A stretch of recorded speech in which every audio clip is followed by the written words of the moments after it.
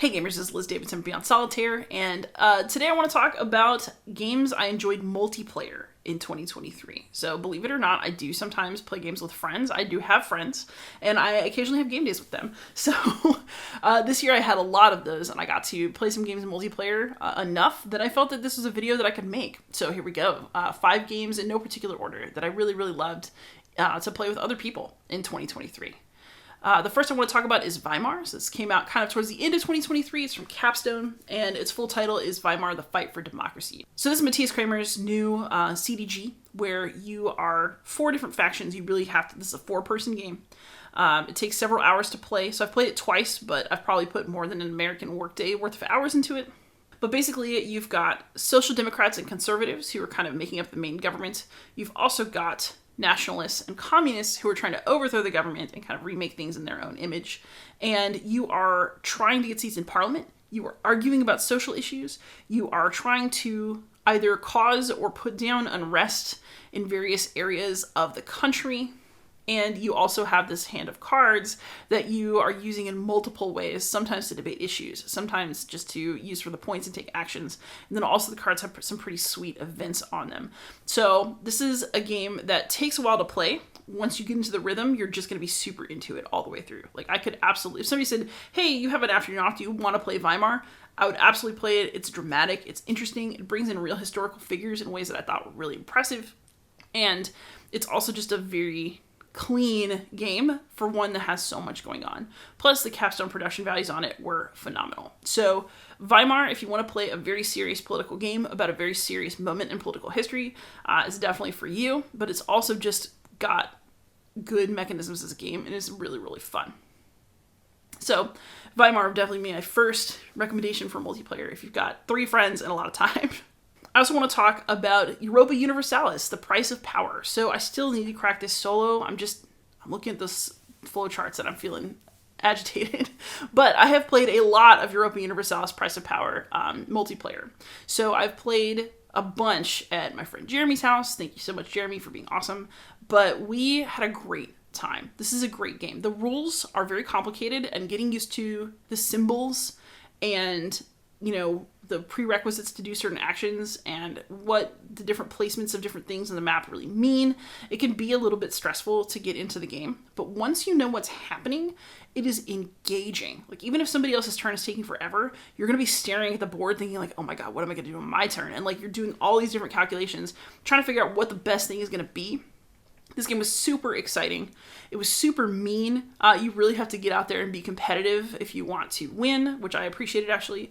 The event cards are super true to history and super nasty as well. And so I thought the game did a really good job of kind of balancing between real events in history and then also like things that you can do to change, manipulate them, fight through them, use them to your greatest advantage, or if somebody gets your event card off of the event card row, they can really, really hurt you.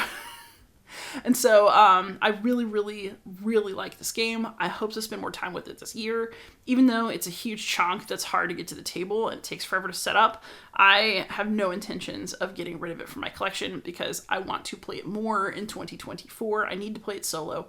But as a multiplayer game, it was a fantastic experience this year, and I do truly recommend it. So that's Europa Universalis, The Price of Power.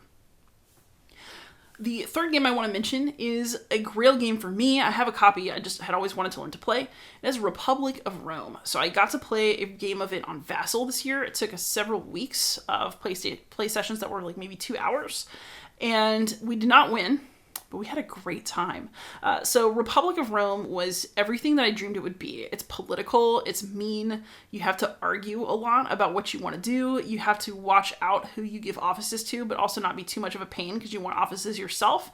And just it just really did everything that a game about early Rome is supposed to do in terms of creating that semi-cooperative, nasty, envy-filled conflict of a bunch of people who are leaders of a society who want to be the first among equals. I did not really like the counting aspects of it, where you have to like make sure that you counted your legions and like roll to see if you beat the barbarians in war. Like to me, the calculus of it. So to me, the accounting part is the most boring part, but it's worth it because the story of the game is so intense And once we all kind of bought into it and started like getting into the character of the people that we had and playing off of each other as like members of the Senate who had a bone to pick with each other, it just got really, really exciting and fun. It's mean, it's backstabby, it's frustrating, but all of that is caused by the other people at the table and not so much by the game itself. So that makes it also absolutely hilarious. And I think a true depiction of the ups and downs of the Roman Republic from its early days where you have a bunch of external issues and then into its later period where people are getting more competitive and nasty. So it was an absolute delight to play it. I can't wait to play it again. Republic of Rome was a major experience for me as a gamer this year, and I'm just so glad it finally happened. So 2 more. The next on the list is I want to talk about Land and Freedom by Alex Knight. This is a 3-player semi-cooperative game where you are basically trying to win the Spanish Civil War against the fascists, and you also want your particular party to come out on top in the Republican government. And so it is hilarious because the game does an amazing job of encouraging you to be selfish when what you really need to do is cooperate. And if you let somebody else be too selfish while you're too busy cooperating, you'll lose the game. But there's just enough mystery about who's going to win because of the bag of glory that everybody's contributing tokens to. So I thought this game was phenomenal. Every time I play it, the people around me get really into it as well. You end up working together some, but also yelling at each other.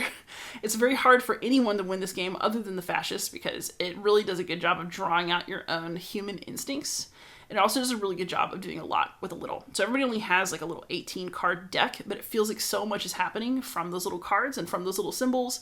It's really an achievement. I can't wait for whatever Alex Knight is going to do next because I really think that Land and Freedom is a phenomenal game and I'm super, super happy with it. So it's got a solo. Solo's okay if you just want to play it. What you really need to do is get 2 people and have the 3-player experience because it is so mean and it's so funny, and I'll never forgive David Thompson for being the most selfish communist in all the land. So there you go. And then my last game, I left this one for last because it's my most played multiplayer game this year, is Obsession. So I love Obsession solo, but I've been playing it multiplayer a lot because it's on Board Game Arena, and I, between classes or on like a break or when I get home from work, you can go in there and you could just play a move and you could do all these little, asynchronous games with people. And I have really spent a lot of time with Obsession this year, and I think that it says a lot about the game that having played it a lot of times this year, I would still absolutely do it again. I have zero hesitation about that. And I can't wait until my next game of Obsession. So if somebody wants to play with me on PGA, let me know. But, when there was a new expansion for Obsession this year, I insta-backed it because I've been playing the crap out of this game. And it's still so appealing to me. I think Obsession is one of those games where you can see the love in it. There are aspects of it that are messy. There are a whole bunch of variants you can choose from to compensate for the aspects that you personally think are messy. But it just works. Thematically, the game just works. And it's so fun to play, and it hasn't lost its fun. If anything, as I've gotten to know the game better, I appreciate it more. So I continue to give a ringing endorsement for Obsession in both of its forms, but I think it's actually been a really wonderful multiplayer experience for me this year, and I'm pretty sure it's about to have the upstairs, downstairs material on Board Game Arena, and I am super excited for that because I know it's just going to kick off my addiction all over again. So those are 5 games that I played multiplayer in 2023, and I had a really good time.